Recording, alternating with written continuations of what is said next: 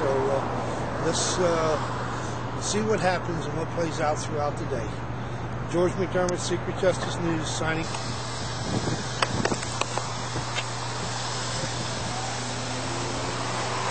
I'm standing here down here at 6th and Pennsylvania Avenue, Northwest Washington, in front of the new Press Museum.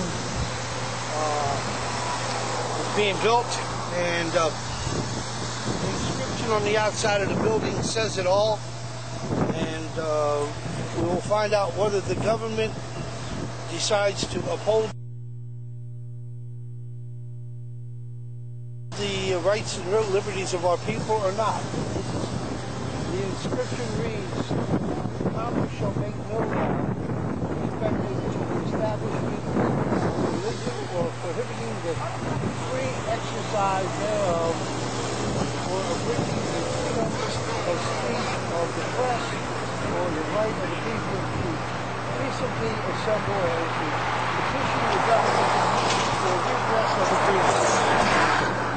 Today we're going to have tens of thousands of people down here asking to do that in a peaceable manner. We will see how many of these peaceable demonstrators are put in prison because the government no longer respects.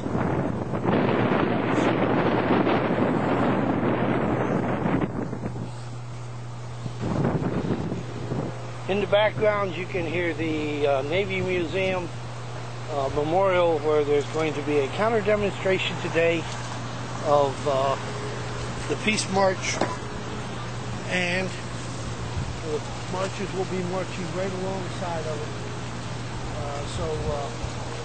This is a historic day. They'll be coming down. They'll march down Pennsylvania Avenue, around, and once again we'll wind up ultimately at the People's House, the capital of the United States.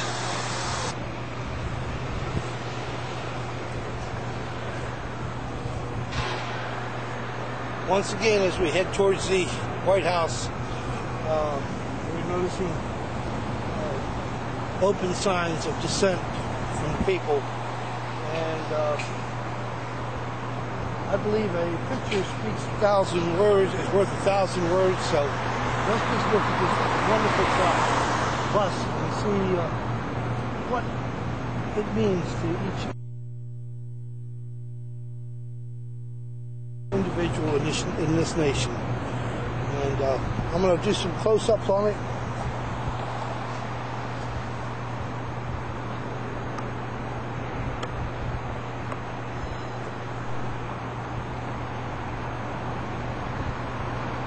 Impeach.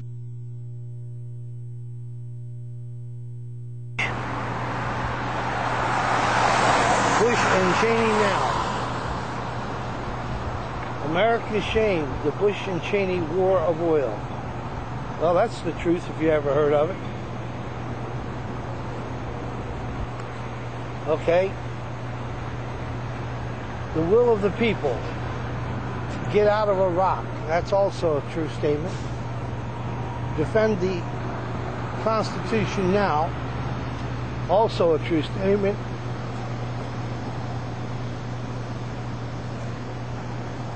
Impeachable offenses.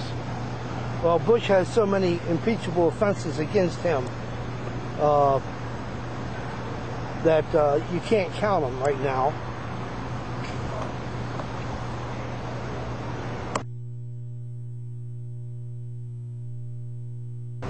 But will he be impeached? I don't know. That's up to the citizens of the United States. But once again, here we go. This is the path that they will take. There's the Navy Memorial right up the street, where we expect to see a counter-protest. There's the U.S. Treasury Department at the end of the street. This is Pennsylvania Avenue. And this is the path that the marchers will be taking once again down to our beloved capital.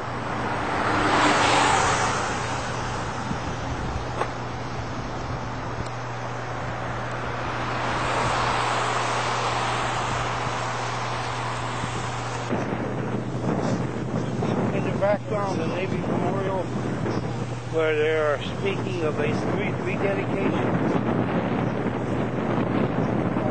This is where the counter demonstration will most likely be held, and we will be stopping back at this stop along the way. In the background, you've got the FBI building.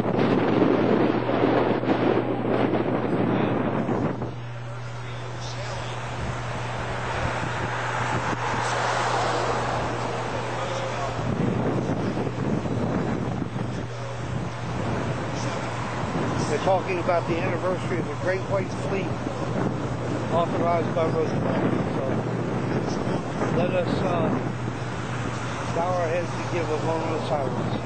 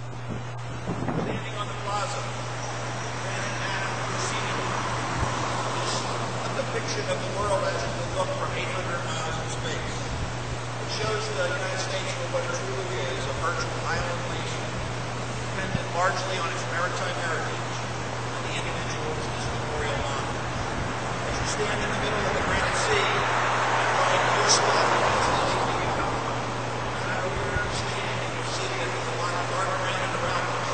Those are the seas of the world that have to be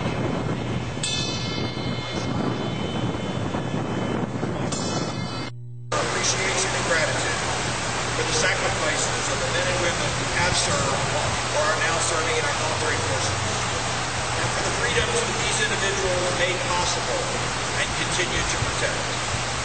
You earn that appreciation and respect and should be justifiably proud of your service to our mission. As I mentioned earlier, I want to talk briefly about the Navy Log. The Navy Log is the permanent national registry of sea service. It was originated here at the Naval Heritage Center. It existed in the early 1980s. Over 600,000 of your shipmates have entered their record of service in the Navy Log. But it takes you, as an individual or your family member or someone who knows about your record of service, to make those entries. We don't do it automatically, but we do it for free. So we ask you, while you're here, to find out the information about becoming a member of the Navy Log, recording your record of service. Not necessarily for your own benefit, but for the value that it creates for your family, for your shipmates, and for those who visit, who get a chance to understand what it means to sign up and be a member of the Navy, and for those people who have had the experiences that you can capture in that Navy Log through your record of service, the awards that you receive, and the memories that you have. And we can include a picture of you on active duty as well, or other pictures in your memory section. So please take advantage of that.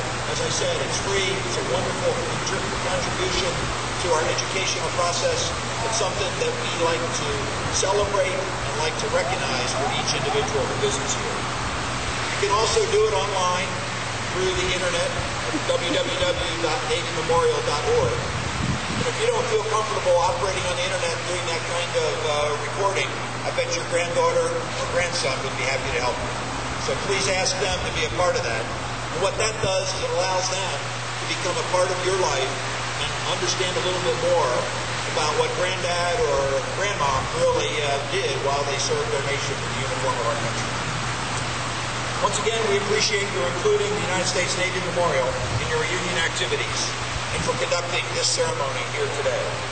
I hope you all appreciate and treasure the opportunity to share in this celebration of service and to learn a little more about your United States Navy Memorial and Naval Heritage Center.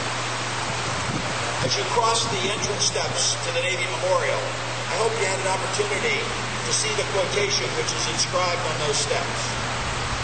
President John F. Kennedy, in August of 1963, just a few months before his assassination, was speaking at the Naval Academy to the midshipmen there. And during that speech, what he said was, any man who may be asked what he did to make his life worthwhile can respond with a great deal of pride and satisfaction. I served in the United States Navy. Thank you for your service. May God bless each of you in the United States of America, and may He watch over those serving around the world today. Thank you very much.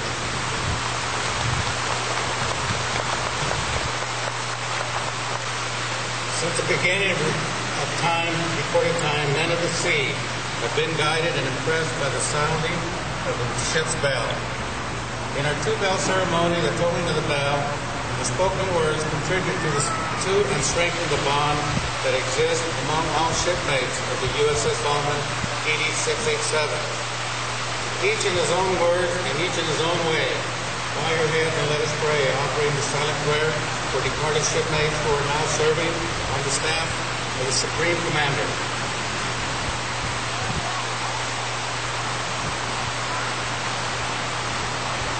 Our two-bell ceremony. The toll of the ship bell reminds us of the reverence we owe to our departed shipmates and to those who guard and honor of our country upon the sea, under the sea, in the air, and upon foreign soil. Let it be a reminder of the faith they confide in us. Let us who gather here not forget our obligations and in service breathe a prayer to our absent shipmates.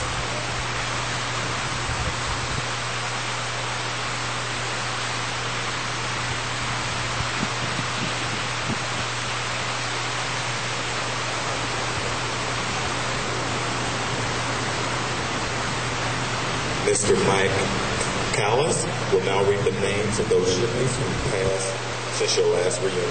The bell ringer will be H.W. Davis.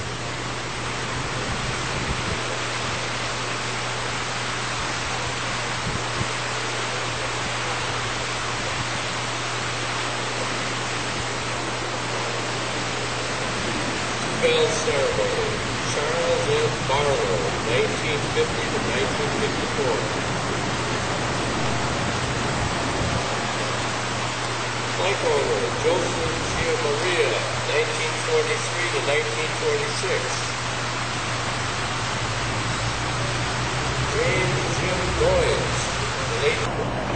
United States Department of Justice. United States Department of Justice, where most of the people working in that building now no longer understand the meaning of equal justice and equal protection under the law. Their sole concern is to protect white-collar criminals and to promote corruption within our government. So, this is what the inscription reads on the top of this building.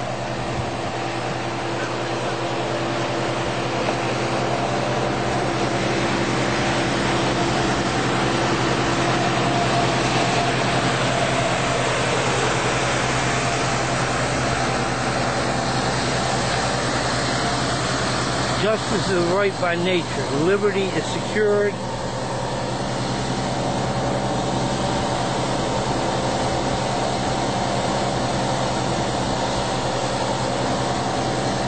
Founded in the best. Founded in, bestowed upon man. Maintain justice. I think I'm reading this wrong.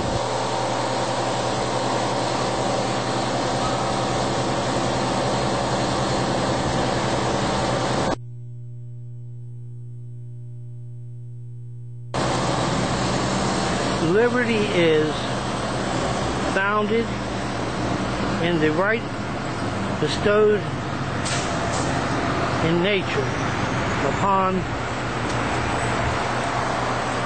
man.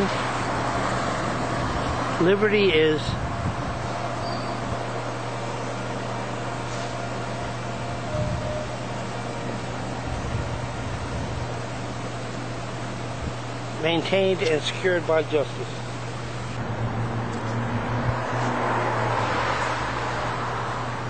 Standing in front of the J. Edgar Hoover FBI headquarters in Washington, D.C. I'm sure J. Edgar Hoover at this time would be turning over in his grave if he could see the misdirection that the FBI has taken in the last years and how incompetent their agents have become and really cover up the criminal activities of insiders at the expense of the Constitution of this nation and the rule of law. J. Edgar Hoover, our thoughts and our prayers are with you, that maybe at some point in time the FBI would take responsibility for its actions and clean up its act.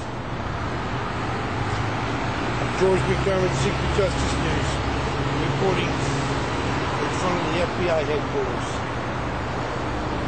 And hopefully the government will protect the rights of these protesters today as they protest freedom of speech and freedom of right to redress Congress of the United States and their leaders without arresting mass numbers.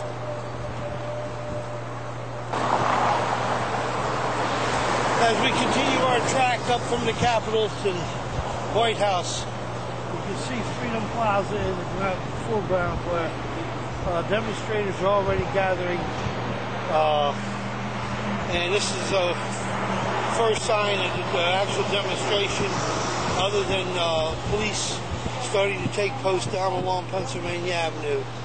So this is where we will be going. They'll be coming down. You can see the White House in the background, the stacks of it, and they'll be marching right down Pennsylvania Avenue down to the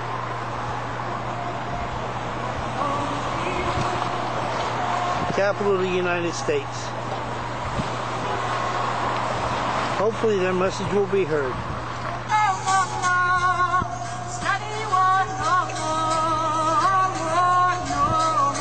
Now let's see, I'm going to make peace right here in Washington. So it goes like this. I'm going to march in the streets today, right here in Washington, right here in Washington, right here in Washington. I'm going to march in the streets today, right here in Washington. This is the first outreaches of the rally for today. It is now several hours away from the staging point.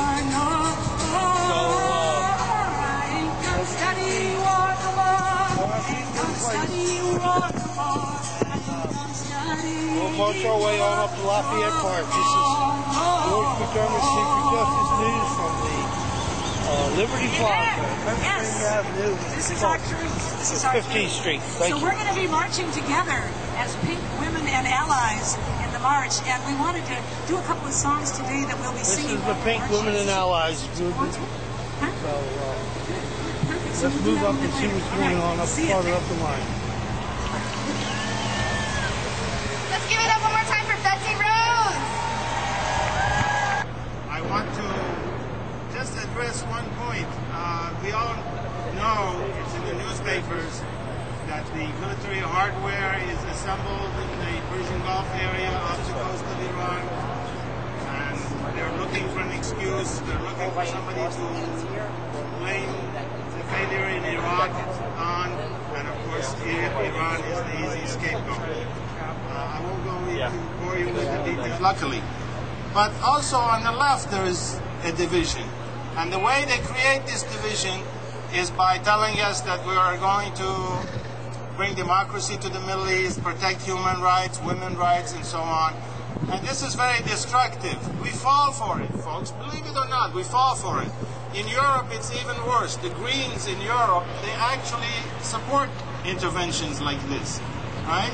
Because we're going to go there and teach them democracy. Well, in Iran, as one example, we had democracy in the 1940s and early 1950s. We had a very popular democratically elected government. All right? If the CIA and the British intelligence had left it alone, there would be a great democracy in Iran now. So the people who overthrew that government, now they claim they want to bring my country democracy. They want to teach us how to be open-minded, tolerant, and so on. And so my message to people who, whenever I speak, people ask me, well, how about the president of Iran being a Holocaust? The march to the White House in reverse. This is, we're looking at the capital of the United States, the destination of today's peace rally, and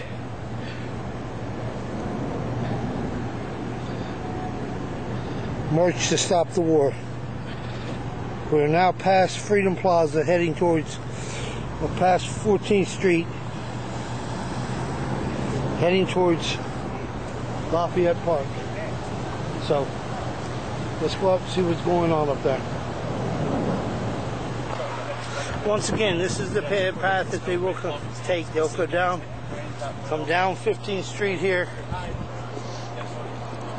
We're seeing many signs come out now on what's going on. As you can see, we'll go down to Pennsylvania Avenue, turn right on E Street, and head to the Capitol. So we'll wait and see what the day brings. Here we go, approaching Lafayette Park, off of 15th Street, across from the Treasury, White House. Crowd is starting to gather towards the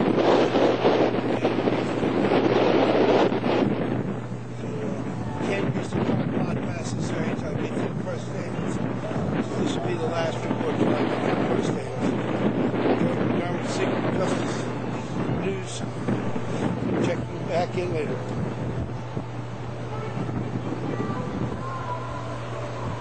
The Treasury Department protecting the interests of corporate bankers who are funding this war for their own personal gain.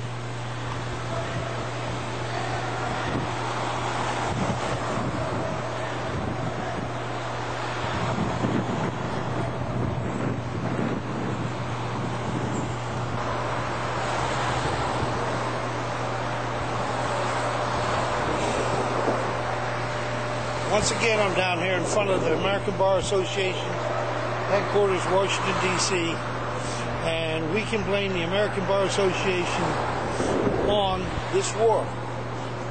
The American Bar Association and its members have tolerated the administration's lying repeatedly, time and time again, about the WMDs. It's time that the people of the United States stand up and support the movement to impeach George W. Bush and end this illegal war. We're finally at the assembly point, and the crowd is pretty massive at this point. So let's go and see if we can get an assignment. Way to go, Cindy! Yes, Cindy! Murdered by George Bush and the neocons in Iraq on April 4, 2004.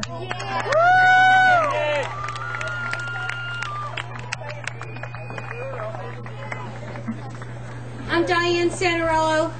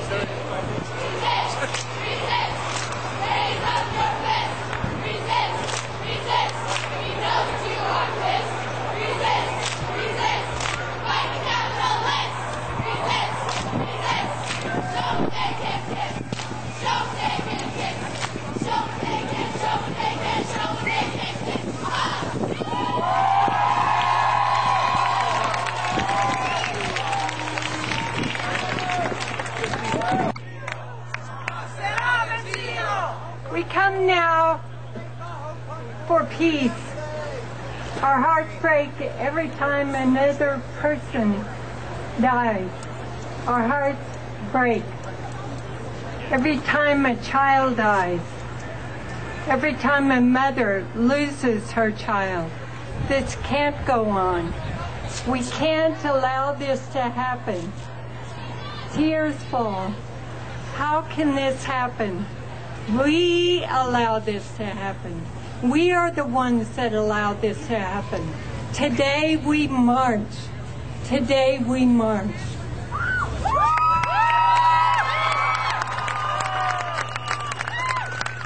I'd like to introduce Gilda Carbonaro. Thank you. My son, Alex Carbonaro, was killed in Iraq in May 2006. He was my only child. We cannot have more of our children die in Iraq. We cannot have this continued bloodshed in Iraq. We have to stop the war now. We cannot let these people continue on with this war. They are excuses that we've been given. There are more lies. I am so encouraged to see so many young people here today.